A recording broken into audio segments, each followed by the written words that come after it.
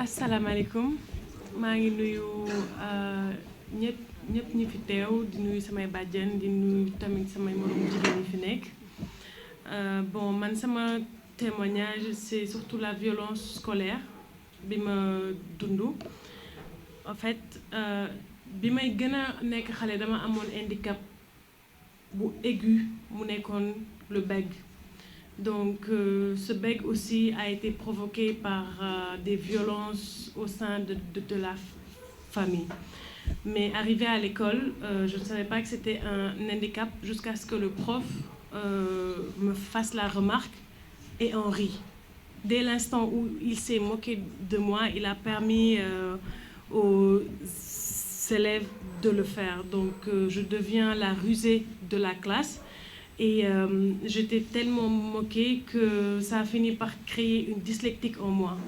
Donc au lieu de me concentrer sur les études, je me concentrais sur mon bègue et je me concentrais sur la manière de comment pouvoir parler. Donc pour moi, parler allait... Donc pour moi, il fallait que je parle pour satisfaire le prof et... stopper la moquerie des élèves. Donc j'ai été violentée en classe à un point que je préférais fuir l'école que venir étudier. Donc ça a créé des redoublements. En moi, j'ai redoublé plusieurs fois et arrivé en classe de CM1, j'avais presque 12 ans.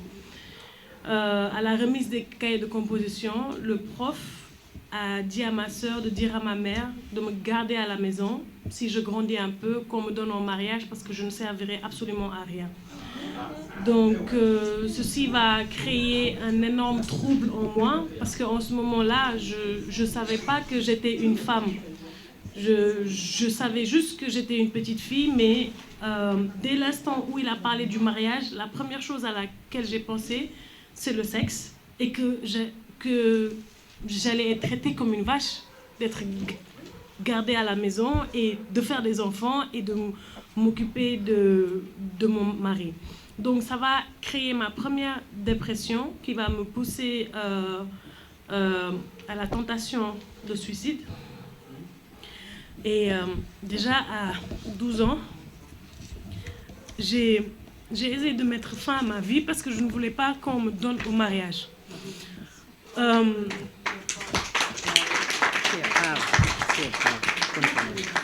Donc,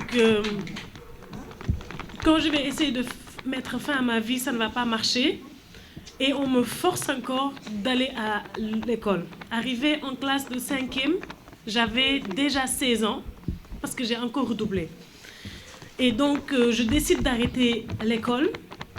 Chose que ma mère n'a pas acceptée, mais je préférais arrêter que de retourner dans une école où on me traitait de nulle, d'handicap, de bègue. Et je me rappelle une fois, le prof m'a mis au milieu de la classe et il a dit aux autres élèves, si vous ne voulez pas finir comme elle, regardez ses seins. Il a pincé mes seins et mes fesses pour dire, une vieille comme elle, étudiez, parce qu'elle, elle ne sert à rien.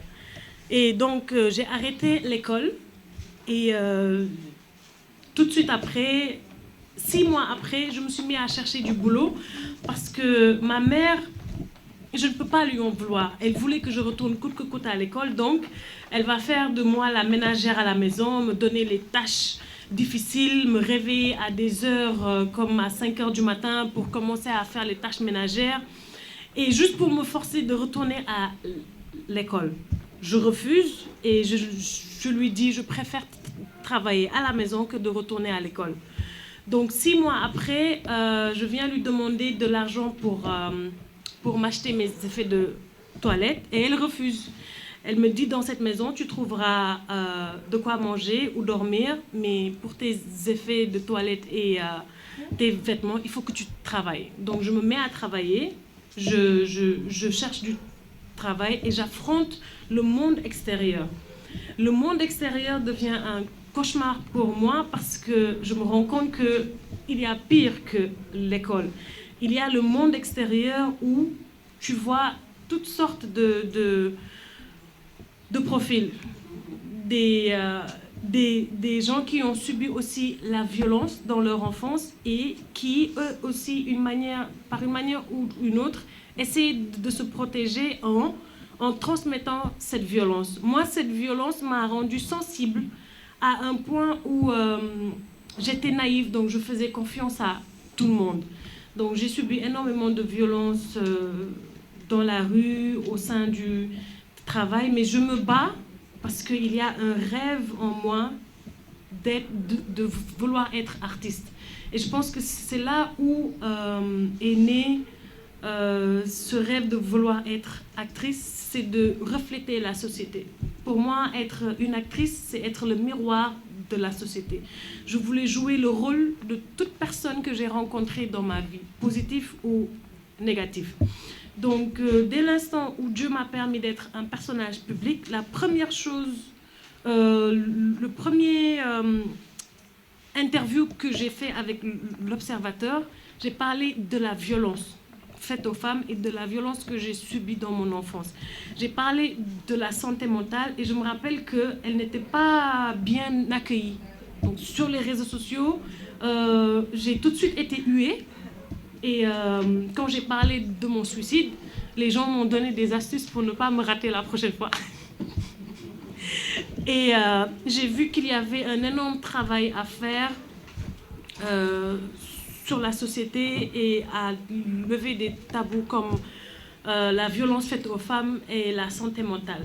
Aujourd'hui, je suis en train de créer mon association pour parler de la santé mentale qui s'appelle Sama Mental.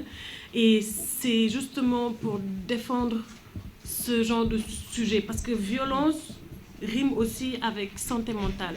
Et quand j'ai commencé à parler de ça sur les réseaux sociaux, autant les gens l'ont mal accueilli, autant aussi beaucoup de gens l'ont bien accueilli.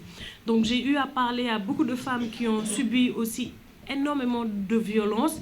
Et cette violence s'est transformée en dépression. Sachez qu'au Sénégal, beaucoup de gens souffrent de dépression et n'osent pas en parler parce qu'ils ont peur d'être exclus de la société. Quand tu parles de santé mentale, les gens pensent que tu es folle. Alors que non, tu souffres d'un mal-être que tu as